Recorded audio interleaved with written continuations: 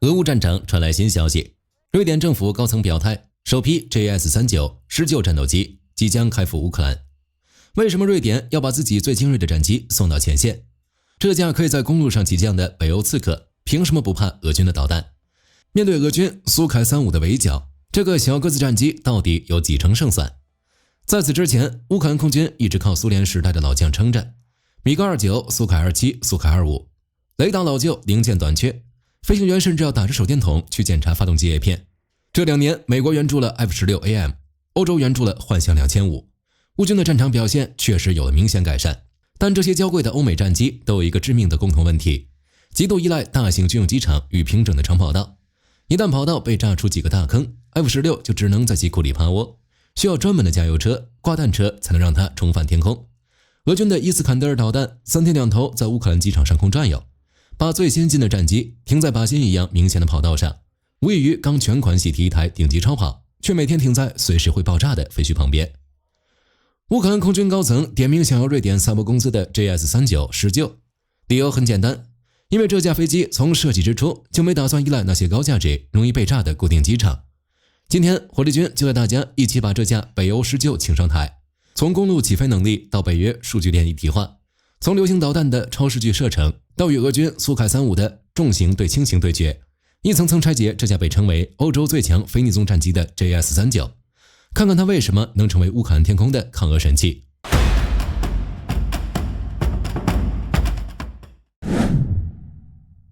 JS-39施救戰機，瑞典語全稱是 Jakt 空對空、Attacked 對地、Spanning 偵察，一架飛機幹3個人的活。全球能把這3種任務完美融合在一套機體裡的鳳毛麟角薩博工程師，對施救的設計目的非常明確。這架飛機必須在被炸得面目全非的公路和鄉村小道上起飛作戰，無法進地下車庫的跑車在烏克蘭的交通環境中就是活靶子，而不需要長跑道的飛機才是真正的生存大師。施救的研發歷史要追溯到1970年代末，瑞典空軍需要一款能取代老舊的薩博35龍和薩博37雷的輕型戰機，要求只有一個，能在任何地方起降，能在短時間內完成整補。1988年12月9日，第一架原型機首飛，1996年正式服役，到今天已經飛了近30年，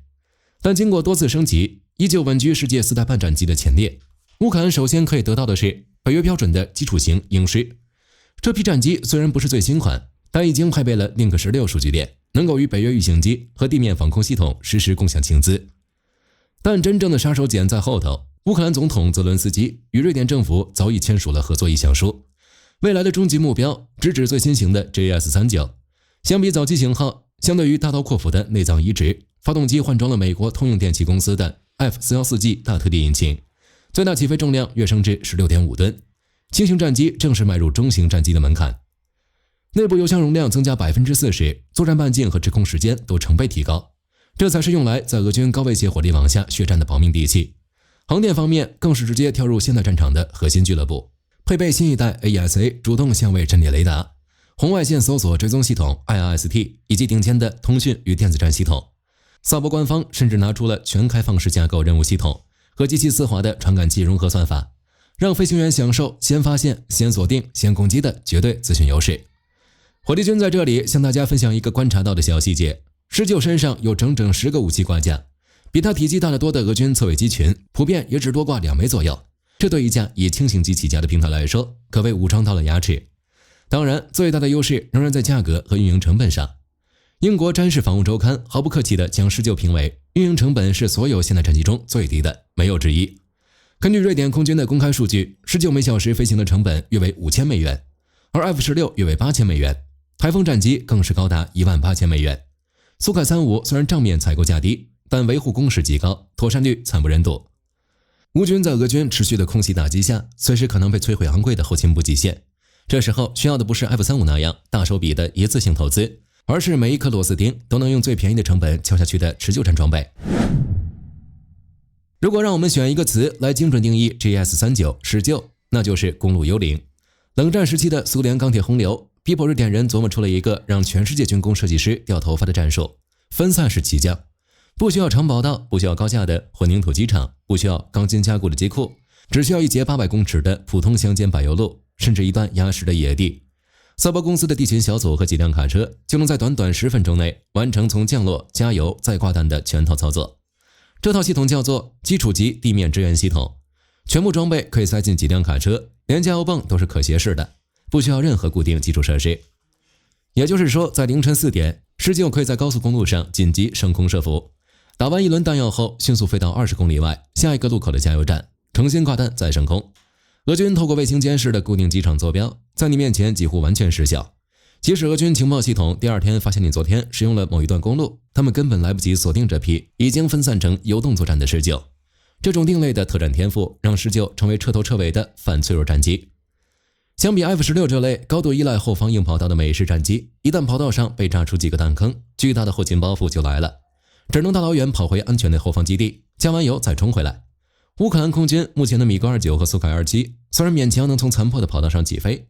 但現代化能力，尤其是北約數據鏈整合幾乎為零，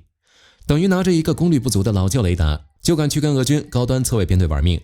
而施救天生就帶有北約標準的數据鏈接口，如果未來無縫接入瑞典的全球眼預警機和北約指揮網絡，就等於為施救戴上了精準掃描的紅外線眼鏡。我們來做一個具體的戰術推演，假設一個由4架施救組成的編隊分別藏在基輔以西3條不同方向的高速公路橋下，每架間隔50公里。凌晨3點，北約E3預警機在黑海上空偵測到2架俄軍蘇凱35，正沿着第聶伯羅航線向基輔逼近。坐標透過數據鏈傳輸給所有烏克蘭戰機，最近的一架施救從公路橋下緊急升空，爬升到6000公尺，打開雷達，在120公里外鎖定俄軍戰機，按下導彈發射鈕後，立即俯衝回到低空，關閉雷達，消失在數哨以下。流星導彈以4馬赫的速度衝向目標，俄軍蘇凱35的雷達警報器響起時，導彈已經進入不可逃逸區。預習全程，俄軍飛行員在雷達上可能連這架刺客的影子都沒看到。這就是現代空戰對施救最有力的強化。早在歐洲防務論壇上，就有軍事專家直接攤牌，施救被設計成一款模組化多用途戰機，集成了所有北約供應商的頂尖技術。它的目標就是幹翻俄軍的蘇凱35，甚至蘇凱57。火力軍在這裡用一個比喻幫助大家想象，俄軍的蘇凱35就像一位重量級拳王，渾身肌肉塊大，拳拳生風，但施救是躲在暗處的袖珍刺客。你還沒看清匕首在哪兒，喉嚨就已經被割了。俄軍在烏克蘭天空扔的最多的，無非就是蘇凱34戰鬥轟炸機、蘇凱35和蘇凱30SM 空優戰機。但經過烏克蘭戰場的殘酷洗禮，側衛家族的底褲早已被戰場撕得差不多了。先看蘇凱34戰鬥轟炸機，這款戰機設計之初是為了取代蘇凱24，擁有並列雙座、厚重的裝甲，被俄軍稱為前線炸彈卡車。開戰之初大約有120多架。打到如今，已被擊落或嚴重損毀超過40架，戰損率超過 30%。這在現代空戰中是極其驚人的數字。雖然俄軍靠着蘇聯遺產拼命在烏拉爾開新產線補充，但真正的幹架王牌蘇凱35同樣是重災區。俄軍在過去1年咬着牙給前線補充了不少蘇凱35，可開戰至今也有大量同型戰機被烏軍擊落。赫爾松前線甚至有一架蘇凱35在電子戰中被烏克蘭防空導彈硬生生薅了下來。根據開源情報組織 ORYX 的統計，開戰2年多，俄軍已損失超過80架固定翼戰機，其中包含大量蘇凱30、蘇凱34、蘇凱35。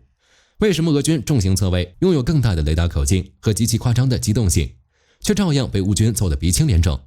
因為現代空戰打的不是單機大秀，而是整套作戰體系的數字神經。蘇凱35的雪豹翼雷達理論功率極高，號稱400公里外鎖定目標，可它的軟體升級速度幾乎還停留在10年前。每一行原始碼都還是蘇聯時代的遺產，北約和美國制裁後，連基本的維修零件都斷供，加上俄軍預警機協同能力極差，自從 A50U 預警機接連被烏軍防空導彈擊殺墜毀後，俄軍的空中指揮樞紐幾乎死了一半，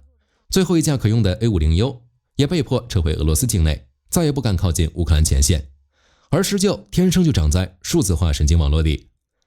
再對比武器，俄軍最重的殺器是 237M 遠程空对空導彈，號稱300公里的極限射程，但這東西本身就是為攔截大型預警機這種低速高價值目標而生的。237M 彈體長度超過4公尺，重量超過600公斤，末端速度雖然高達6馬赫，但機動性極差。對陣機動性極強的施救，237那巨大而笨拙的彈體根本抓不住快速側轉的輕型目標。而施救手裡握着的是歐洲引以為傲的流星衝壓發動機導彈。流星導彈最大的特點是採用了冲壓發動機，在飛行的中後段仍然有動力，不像傳統導彈那樣靠慣性滑翔。這意味着在50公里到100公里的中距離交戰區，流星可以保持4到5馬赫的持續追殺能力。那可怕的不可逃逸區直接把俄軍老舊的2771甩出了幾條街。歐洲為19配備的流星導彈專門針對俄式超機動的反轉瞬間進行絕殺一擊。即使你的蘇 K35做出令人目瞪口呆的普加喬夫眼鏡蛇機動，在流星導彈面前也毫無意義，因為它可以在你減速的那一瞬間用剩餘的動力直接終結。俄軍若想發揮近身格鬥優勢，就必須在缺乏預警機掩護下向前突進，這正是烏軍地面遠程防空系統和19最理想的獵物。這就是對俄軍的代際碾壓。我不跟你肉搏，但我讓你根本摸不着我的影子。現在我們終於要回答一個靈魂拷問：19真的能扭轉烏克蘭戰場搖搖欲墜的空中平衡嗎？火力軍先潑一盆冷水：19不是變形金剛，不是神兵天降，單靠幾架飛機救不了烏克蘭已經千瘡百孔的空軍裝備體系。烏克蘭目前能飛的米格29和蘇凱27加起來可能不到40架，而且大多數是1980年代生產的老舊機体，每飛1小時就要花6小時檢查，維護工時遠超正常值。但19的加入意味着烏克蘭第一次擁有了先發現、先決策、先開火、先撤出的不对稱反制能力。瑞典防務專家的分析一針見血，19從一開始就是為了在現在這種戰場環境下打敗俄羅斯而設計的。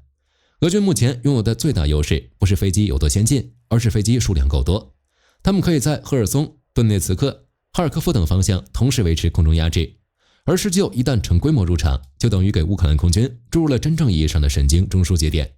每一架19都可以作為空中的資訊中继站，把藏在遠處的俄軍轟炸機坐標同步共享給4、5架藏在公路邊隨時準備偷襲的僚機。烏克蘭空軍高層在接受採訪時說過一句非常耐人尋味的話：F-16不可能完全扭轉局勢，也可能無法取得完整的制空權。但在採訪時，他點名的唯一完美替代方案就是瑞典的 GS-39-19。這說明烏克蘭高層心裡比誰都清楚，持久戰的勝負在於成本和戰損率。一架 F-16損失了，代價可能是整條混凝土跑道和龐大後勤設備的毀滅；而一架19被擊落了，大不了再花半小時從路邊偽裝網下再派一架起飛。一位烏克蘭前線戰機飛行員這樣形容兩種戰機的生態差別：開 F-16就像住在市中心5星級飯店，被炸了就沒地方住了；開19就像在荒郊野外帶着全套帳篷和炊具，哪裡都能過夜，隨時都能打。瑞典薩博正在兌現隨時待命、隨時轉換跑道、隨時重新投入戰場的核心賣點。這正是俄軍側衛機群最恐懼的事情。當你準備專門去獵殺它時，下一秒它可能已經在你側面尋找雷達盲區，而你永遠無法確定它的起降場在哪一個平凡的不能再平凡的岔路口。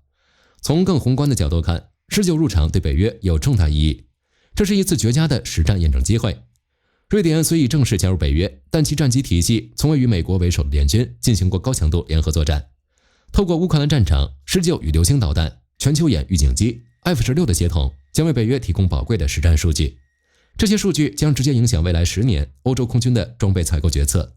對於波蘭、波羅的海3國等東歐國家，他們一直面臨着與烏克蘭相似的威脅。防區密布，機場暴露在俄羅斯導彈射程內，19的公路起降能力對他們來說極具吸引力。如果19在烏克蘭戰場表現出色，薩博公司很有可能接到來自東歐的大筆訂單，這將徹底改變歐洲軍機市場的競爭格局。本期關於 JS-39 19戰機的分析就到這裡。最後，火力軍有2個問題想和各位在評論區討論。第一，俄軍的蘇凱35和蘇凱34雖然擁有驚人的直面機動參數，但在烏軍獲得流星導彈和北約數據鏈後，這種重型對輕型的空戰優勢是會被削弱，還是被徹底顛覆？第二，假設你是俄軍空天軍的戰術指揮官，面對數十架隨時從各個方向路口起飛的公路幽靈編隊，你會如何調整當前的空中壓制策略？歡迎在評論區留下各位看法。如果你喜歡這期視頻，別忘了點讚、訂閱、分享，我們下期再見。